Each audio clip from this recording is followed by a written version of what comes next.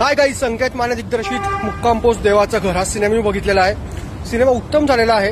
एक छान सोपी साधी सरळ गोष्ट या सिनेमात मांडण्याचा प्रयत्न करण्यात आला आहे. सिनेमा क्लीन आहे.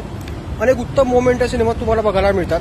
छोट्या पडद्यावर जिने सगळ्यांचं मन जिंकलं होतं ती मायरा वायकू या सिनेमाच्या निमित्ताने मोठ्या पडद्यावर पदार्पण करते आणि सिनेमातला तिचा अभिनय अगदी सहज सुंदर आहे. खूप क्यूट दिसली ती, खूप कॉन्फिडंट वाटली सिनेमात. तिला बघत राहावं असं वाटतं. तिचा निरागसपणा, तिचा भाबडेपणा, तिचा क्यूटनेस याच्या तुम्ही प्रेमात पडाल. एक साधी सोपी सरळ गोष्ट आहे. सिनेमात तिने जिजा कॅरेक्टर साकारलंय. त्या जिजाला जिजा देवाच्या घरचा पत्ता शोधते. तिला देवाला पत्र पाठवायचंय. हे का करते ती हे बघण्यासाठी तुम्हाला सिनेमा बघावा लागेल. संकेत मानेने एक सोपी गोष्ट खूप उत्तम पद्धतीने मांडली आहे.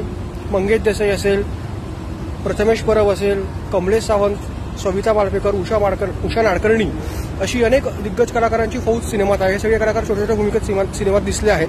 कल्याणीमुळे जिजाचा अर्थात मायराच्या आईच्या भूमिकेत दाखवली आहे आणि त्या दोघींमधलं बरेच प्रसंग तुमच्या डोळ्यात चटकन पाणी आणतात. म्हणजे जेव्हा जिजा तिच्या आईसोबत त्यांच्या पेन्शनचं काम करण्यासाठी जाते तेव्हा तिथे जो प्रसंग, जो सीन क्रिएट करण्यात आला तो अप्रतिम आहे.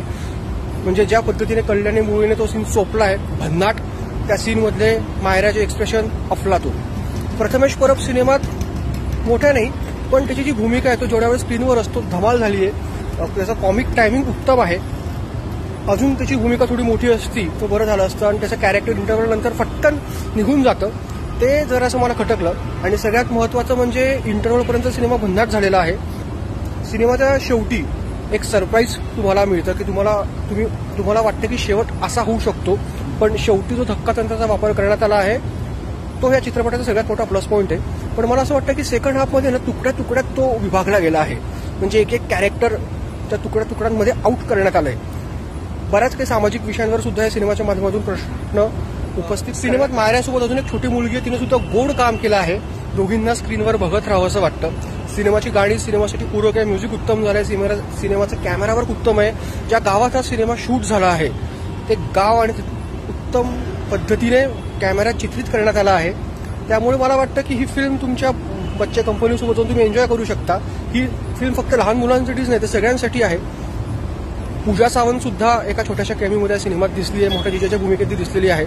तो अशी सगळी भट्टी उत्तम जमली आहे आणि मला वाटतं की काहीतरी वेगळं करण्याचा प्रयत्न या सिनेमातून करण्याचा प्रयत्न करण्यात आला आहे. तो वाखाणण्याजोगा आहे आणि या प्रयत्नांना तुम्ही मंगेश देसाईंच्या साहिल मोशन आर्टचं खऱ्या अर्थाने कौतुक. कारण अशा सिनेमांच्या पाठीशी उभं राहणं ही खूप मोठी गोष्ट असते आणि मंगेश देसाई यांनी या चित्रपटाला पाठबळ देऊन खरं तर उत्तम काम केलं आहे. अशा सिनेमांना पाठबळ मिळणं गरजेचं असतं. सिनेमा खूप क्लीन आहे. खूप क्लीन आहे. म्हणजे ह्या छोट्या पोरांची निरागसता त्या विश्वात तुम्ही हरवून जाल. त्यामुळे मला वाटतं हा सिनेमा सगळ्यांनी पाहावा. आपण म्हणतो की मराठीत उत्तम विषय येत नाही तर ह्या महिन्यात एकामागोमाग एक उत्तम सिनेमे येत आहेत आणि मी खरं सांगतो की एखाद्या जर का साऊथ सिनेमा डबमध्ये असता ना, हा तमिळ तेलुगू, त्याची खूप वाहवा झाली असते. पण आता आपल्याचा मराठी मातीतला सिनेमा आहे. सो मला वाटतं तुम्ही सगळ्यांनी जा बघा. या सिनेमाला मी देतो 4 star.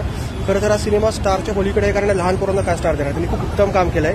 So thank you so much.